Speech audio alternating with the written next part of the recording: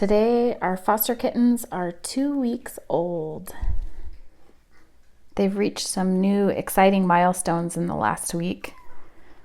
Most of their eyes have opened. Well, some of them. Little Leticia's eyes are almost open. All of their umbilical cords have finally fallen off. Most of them fell off within the first few days, but some of them, not naming any names, little Maria was hanging on to hers, but it's finally gone. Yay! No need to pull them off. They just fall off on their own. They're becoming much more active, as you can see. They're starting to gain strength and walk around a little more.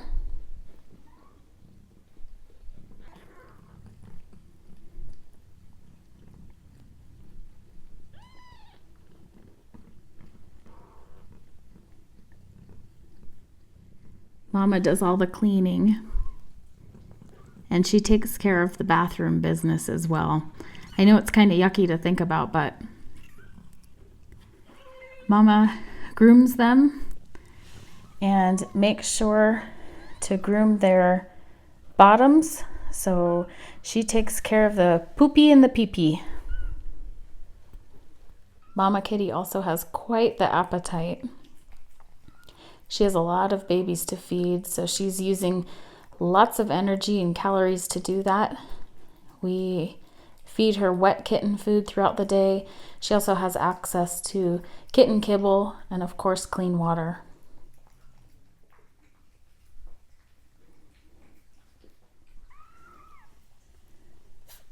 They can start to hear you. Hi, babies. Hi.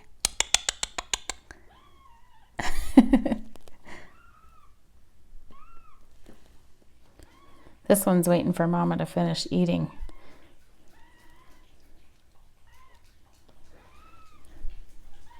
Because he wants to eat next. Newborn kittens have blue eyes. Their eyes won't start changing color until around 6 weeks old. So for now, they all have baby blues.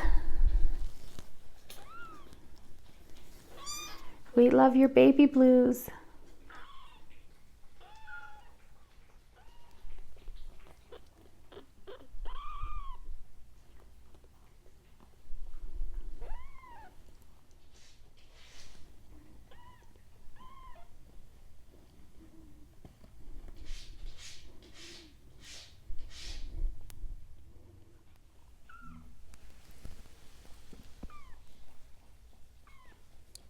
What's really cute is just today, actually, they've started interacting with each other in a playful way.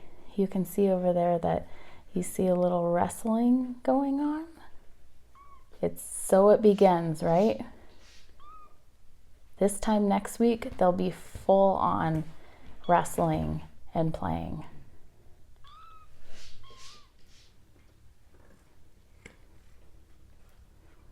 It's very normal for Mama to spend a little bit of time away. Of course, she needs time away to eat and drink and use her litter box. But sometimes I'll find her just spending a few minutes away while they sleep. And as they get older, she'll start to do that more and more.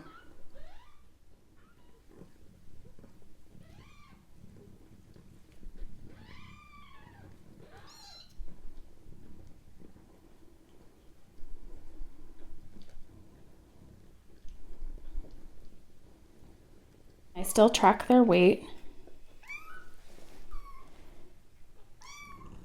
The reason I do that is because I want to make sure that they are staying healthy and getting enough nutrients.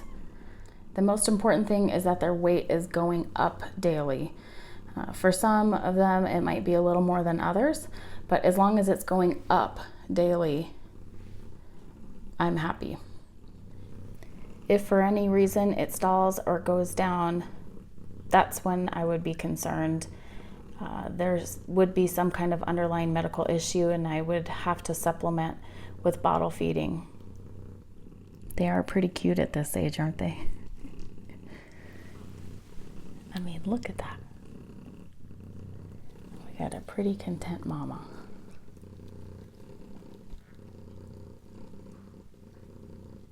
I make sure to change their bedding out every 1 to 2 days.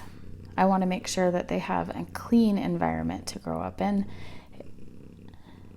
I also make sure that mama keeps on top of keeping them clean. I've had some mama cats over the years that aren't great about keeping them clean. That's when I would come in with a warm, wet rag and wipe them down, but she's done a fantastic job at keeping her babies clean.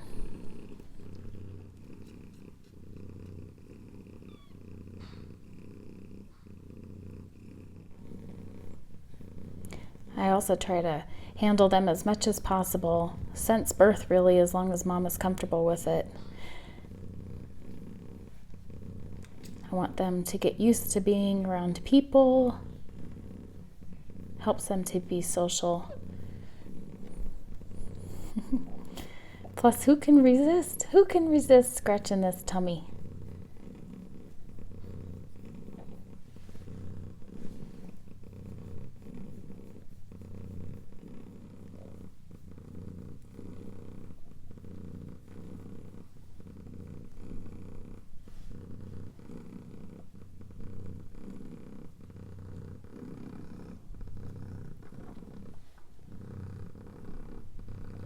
If you remember from my last video, one of the kittens got his tail marked as a way of identifying him, since he looks so similar to his siblings.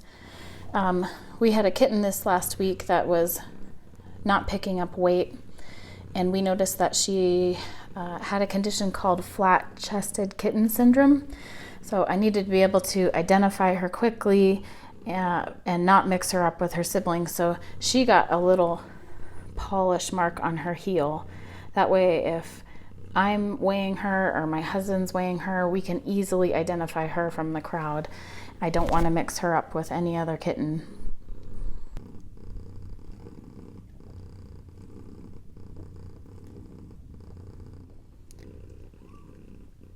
As I mentioned in the last video about fostering a pregnant cat, sadly, there's a huge overpopulation of cats, and it's not just unique to the United States. During the warm spring, summer, and early fall months, cats are delivering babies on the streets, and sadly, so many don't survive because they lack proper nutrition. They may succumb to disease, car traffic, animal predators, human predators, sadly. So rather than allowing your cat to breed, I highly recommend visiting your local cat rescue or animal shelter and just let them know that you would like to foster a cat and kittens. What's great is that when you foster with a cat rescue or an animal shelter, they'll provide you with basic supplies like food and litter. And they'll also ensure that the cats are spayed, neutered, vaccinated, and help you get them adopted. The best part is you get to experience all this adorable fuzzy cuteness.